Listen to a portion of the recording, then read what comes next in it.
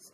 So let's start with the first chapter of civics, that is chapter 1, our constitution and its salient features. First, we will start with the definition of constitution. The constitution is that body of rules and laws according to which a state is governed. Here, state word has been used in terms of country. Now, here the question arises, why do we need a constitution? Here, I would like to give you two simple examples. First example is related to a cricket match. Here, in the given picture, you can see the umpire has given a free hit to the batsman. But why? Yes, because the bowler had crossed the crease completely, which is considered as no ball according to the rules and regulations of cricket. Similarly, in football, the players are not allowed to touch the ball with his hand. This makes it clear that each and every game has certain rules and regulations which we have to follow. Similarly, at the country level, we have certain rules and regulations which we have to follow as a citizen of that particular country. These rules and regulations are available in written form. Such written document in which we find rules and laws is called a constitution. Now, our constitution defines and determines certain things. First, the form of the government, whether a monarchy, a democratic or a republic government. Second, the powers to be exercised by the various organs of the government, the legislature which makes the laws, the executive which enforces the laws, judiciary which protects the laws and gives justice. Third, the limitations on these powers, and fourth, people's rights and duties towards their country. Then the constitution establishes the rule of law, which means the absence of arbitrary powers. Arbitrary powers means no man is punished except for a breach or violation of any law. Equality before the law means equal subjection of all citizens, whether rich or poor, high or low, official or non-official, and it gives freedom from illogical, unfair and unjust laws. Our constitution is also known as the fundamental law of the land. Why? Because it is superior to the ordinary laws enacted by the parliament or state legislatures.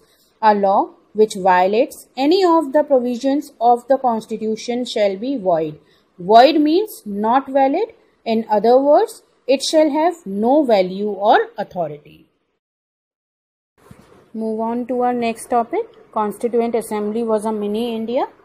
Even before India gained independence, a Constituent Assembly of popularly elected representatives was formed for the purpose of drafting or adopting a constitution of free India. Following India's independence from Great Britain, its members served as the nation's first parliament. Before the partition of India, the Constituent Assembly was to consist of 385 members, but as a result of the partition of India, the membership got reduced to 308. Rajendra Prasad was elected as its president, and Dr. B.R. Ambedkar, he was the chairman of one of the most important committee of the Constituent Assembly, that is the drafting committee. Among the other important members were Jawaharlal Nehru, Vallabhbhai Patel, Maulana Abul Kalam Azad, Pandit Govind Ballabh Pant, Satyanarayan Sinha, Shyama Prasad Mukherjee and B. Pattabhi Sitaramaiah. Among the major women members were Mrs. G. Durgabai, Mrs. Sarojini Naidu, Mrs. Vijaya Lakshmi Pandit and Rajkumari Amrit Kaur. Now, here the question comes, why we call it a mini India? The answer is here, all major and smaller communities, the Hindus, the Muslims, Sikhs, the Anglo-Indians, the Christians and the Parsis, they all were having proper representation, means equal representation in the Constituent Assembly. The weaker sections and particularly the scheduled caste and the scheduled tribes, they were also given equal representation in the assembly. Thus, the assembly was constituted by people from all the sections of public life, and Congress, it was having an overwhelming majority in the Constituent Assembly. Means most of the members in the Constituent Assembly were from the Congress party. However, the supporters of Forward Bloc and members of Hindu Mahasabha and Muslim community were also there. This is the reason why we call the assembly as a mini India, because all major regions and sections of society were represented in the assembly, and that was natural if the assembly was to be the mirror of the nation. Now our next topic is adoption, enactment and enforcement of the Constitution. The Constituent Assembly had its first sitting on December 9, 1946. Dr. Sachidanand Sinha, who was the oldest member of the House, was elected as the interim president of the Assembly. Interim president means acting president. On December 11, 1946, Dr. Rajendra Prasad was elected as its permanent president. Now first we will discuss about the drafting committee. The Constituent Assembly had 8 major committees to examine the various issues in detail. Out of these, the most important was the drafting committee, whose chairman was Dr. B.R. Ambedkar. As law minister in Nehru's first cabinet and chairman of the drafting committee, he was responsible for drafting the India's present constitution. Next we come to date of enactment and adoption of the constitution. Enactment means the process of passing a law and making it official. So the constitution was enacted and adopted by the Constituent Assembly on November 26, 1949. It took about 2 years, 11 months and 17 days for the assembly to finally adopt and enact the constitution. Members participated freely in the debates of the assembly there. Several debates were conducted, and the Constituent Assembly's debates have been published in several volumes. Now we come to date of enforcement of the constitution. Enforcement means the process of making people obey a rule or law. The constitution finally came into force on January 26, 1950. This was the date when Dr. Rajendra Prasad began its first term of office as President of the Indian Union. The Constituent Assembly became the Parliament of India, and this date is celebrated in India as the Republic Day. Now, what's the significance of January 26 in India's struggle? In January 26 had a great significance in India's struggle for Swaraj. The Congress session at Lahore on December 29, 1929 had passed a resolution declaring Purna Swaraj, or we can say complete independence, as India's goal. It was decided that 26th of January should be observed all over India as the Purna Swaraj Day, and the complete Independence Day was for the first time celebrated on January 26, 1930. And it continued to be so observed till 1947, when we finally gained our independence. On achieving independence, August 15 became our Independence Day. As January 26 marked the great event in India's struggle for freedom, it was chosen as the date of commencement of the new constitution.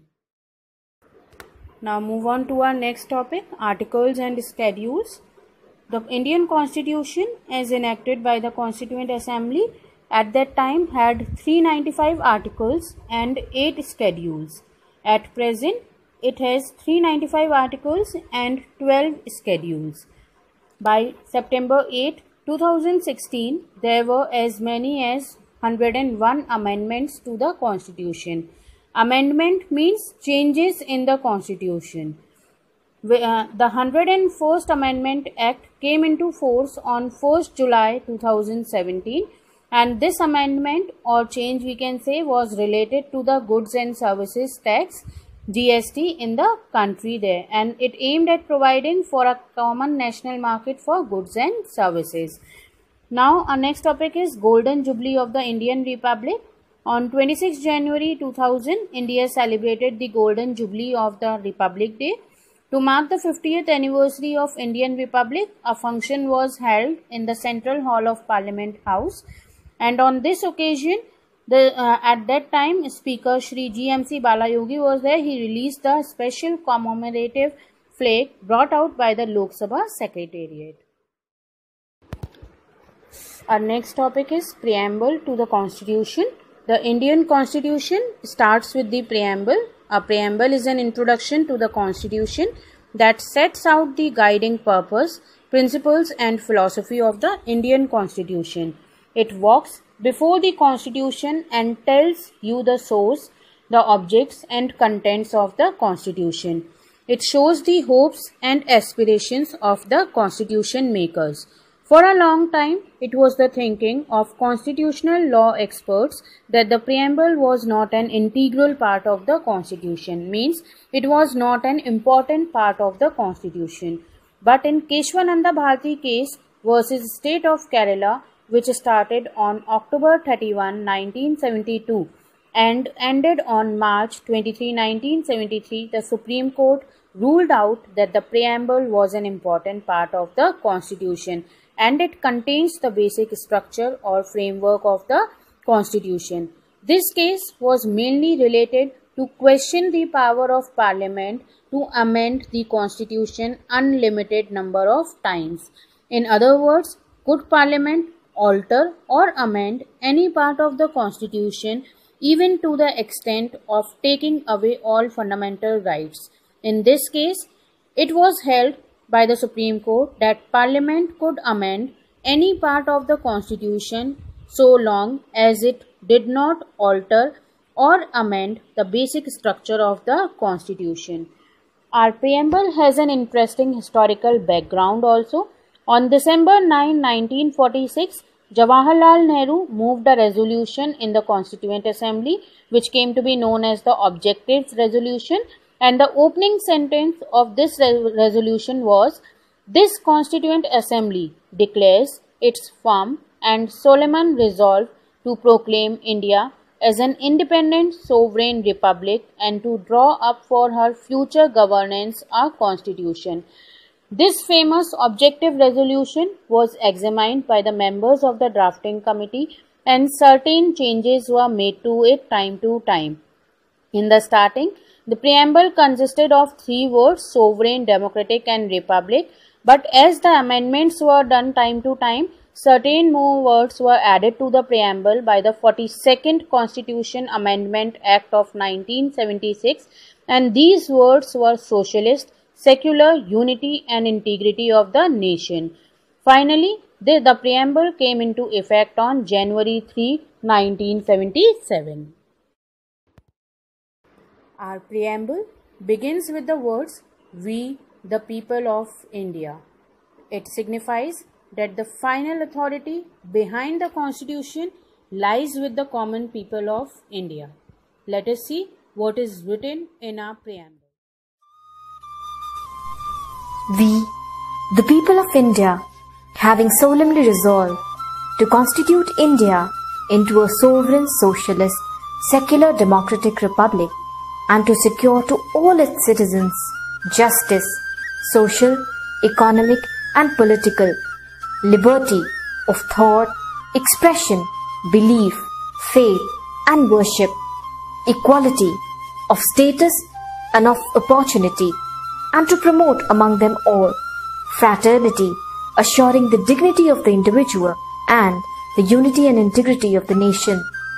In our Constituent Assembly, this 26th day of November 1949, do hereby adopt, enact and give to ourselves this Constitution.